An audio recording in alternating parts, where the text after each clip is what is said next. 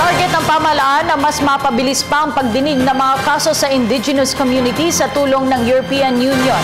Ang detalye mula kay George Bandola. Magiging mabilis na ang paglalabas ng desisyon kaugnay ng mga ancestral domain cases. Ayon sa National Commission on Indigenous Peoples sa tulong ng European Union Justice Program, binago na ang rules of procedure sa mga kasong inilalapit ng mga katutubo.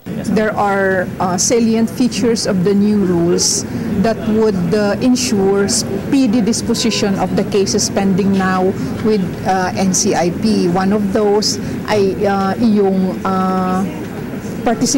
active participation of the culture experts in resolving cases at the early stage, and then yung strengthening of the alternative dispute resolution mechanisms. Sa 2010 census, nasa 14.2 million pa ang mga katutubo sa bansa. Pinakamarami dito ang nasa Region 11 na mayroong 2.3 million.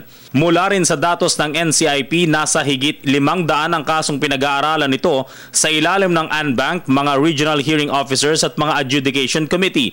Halos 70% dito ay pawang kaso kaugnay ng land grabbing o pangangamkam ng lupaing itinuturing na ancestral domain o pag-aari ng kani-kanilang mga ninuno. Indigenous peoples vis-a-vis their ancestral domains, violations of their free and prior informed consent.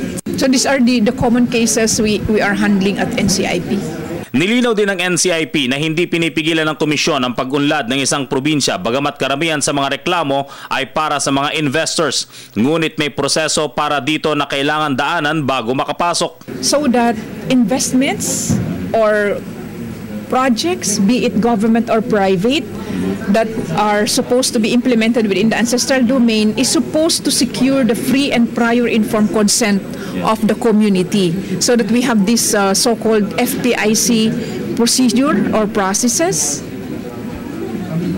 na bago sila pumasok sa loob ay yung indigenous peoples must say yes to their program.